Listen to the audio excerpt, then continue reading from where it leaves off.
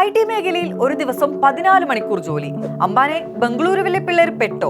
പിള്ളേരല്ല, മറിച്ച് ഇങ്ങനെ ഒരു നീക്കത്തിൽ കർണാടക സർക്കാരാണ് വെട്ടിലായതെന്ന് വേണം പറയാൻ. IT മേഖലയിലെ ജീവനക്കാരുടെ തൊഴിൽ സമയം ഒരു ദിവസം 14 മണിക്കൂർ വരെ ഉയർത്താനുള്ള കർണാടക സർക്കാരിന്റെ നീക്കത്തിനെതിരെ രൂക്ഷ പ്രതിഷേധമാണ് ഉയരുന്നത്. 1961 Karnataka shops and commercial establishment act ഭേദഗതി ചെയ്ത് ജോലി സമയം നീട്ടാനാണ് സിദ്ധരാമയ്യയുടെ നേതൃത്വത്തിലുള്ള കോൺഗ്രസ് സർക്കാരിന്റെ നീക്കമെന്നാണ് പുറത്തുവരുന്ന വിവരങ്ങൾ.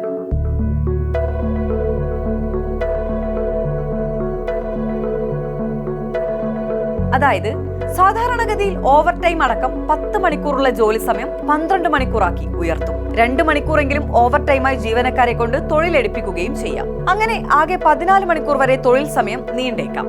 നിലവിലെ നിയമപ്രകാരം തുടർച്ചയായി 3 മാസത്തിൽ 50 മണിക്കൂർ വരെയാണ് ഓവർ ടൈം അനുവദനീയമെങ്കിൽ പുതിയ നിയമപ്രകാരം ഇത് 125 മണിക്കൂർ വരെ ആകാമെന്നാണ് നിർദ്ദേശിക്കുന്നത്. അതായത് ഇരട്ടിയിലധികം മണിക്കൂർ ഓവർ ടൈം ജോലി തൊഴിലാളികളുടെ മേൽ വന്നേക്കാം.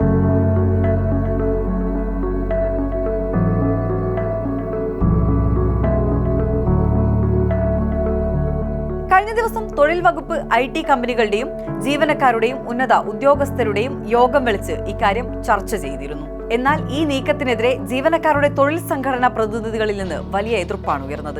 8 മണിക്കൂർ ജോലി, 8 മണിക്കൂർ വിനോദം, 8 മണിക്കൂർ വിശ്രമം എന്ന തൊഴിലാളികളുടെ അവകാശം വലിയ പോരാട്ടങ്ങളിലൂടെ നേടിയെടുത്ത നാട്ടിലാണ് 14 മണിക്കൂർ തൊഴിൽ സമയം എന്ന തൊഴിലാളി വിരുദ്ധ നിലപാടിലേക്ക് കാര്യങ്ങൾ നീളുന്നത്. കർണാടക സർക്കാരിന്റേത് മനുഷ്യത്വ തൊഴിലാളി വിരുദ്ധ നടപടിയാണെന്ന് സംസ്ഥാനത്തെ IT ജീവനക്കാരുടെ സംഘടന ആരോപിച്ചു. ഇത്തരമൊരു ജോലി സമയം നിലവിൽ വരുമ്പോൾ തൊഴിലാളികൾ നേരിടേണ്ടി വരുന്ന മാനസിക ശാരീരിക ബുദ്ധിമുട്ടുകൾ കൂടി സംഘടന ചൂണ്ടിക്കാണിക്കുന്നുണ്ട്. KCCയുടെ റിപ്പോർട്ട് അനുസരിച്ച് IT മേഖലയിലെ 45% ജീവനക്കാർ വിഷാദം പോലുള്ള മാനസികാരോഗ്യ പ്രശ്നങ്ങളും 55% ശാരീരികാരോഗ്യ പ്രശ്നങ്ങളും നേരിടുന്നവരാണ്. ജോലി സമയം കൂട്ടുന്നത് ഈ സ്ഥിതി കൂടുതൽ വഷളാക്കുമെന്നതാണ് ഞെട്ടിപ്പിക്കുന്ന കാര്യം. ഒപ്പം ജോലി സമയം കൂടുമ്പോൾ 3 ഷിഫ്റ്റ് എന്നത് 2ആയി ചുരുങ്ങിയേക്കാനുള്ള സാധ്യതയും ഇതുവഴി തൊഴിലാളികളുടെ എണ്ണം വെട്ടിച്ചുരുക്കാനുള്ള നടപടികളിലേക്ക് കമ്പനികൾ കടക്കുമോ എന്ന ആശങ്കയും യൂണിയൻ പങ്കുവയ്ക്കുന്നുണ്ട്. തദ്ദേശീയർക്ക് തൊഴിൽ സംവരണം കൊണ്ടുവരാനുള്ള നീക്കത്തിനെതിരെ കർണാടക സർക്കാരിനെതിരെ രൂക്ഷ വിമർശനം ഉയർന്നിരുന്നു. പിന്നാലെയാണ് സർക്കാർ വീണ്ടും വെട്ടിലായിരിക്കുന്നത്. ഭരണഘടന ഉയർത്തി പാർലമെന്റിൽ പോരാടുന്ന കോൺഗ്രസ് തുടർച്ചയായി ഇത്തരം തൊഴിലാളി വിരുദ്ധ നീക്കങ്ങൾ നടത്തുന്നത് കനത്ത തിരിച്ചടിയാവുമെന്നാണ് വിലയിരുത്തുന്നത്.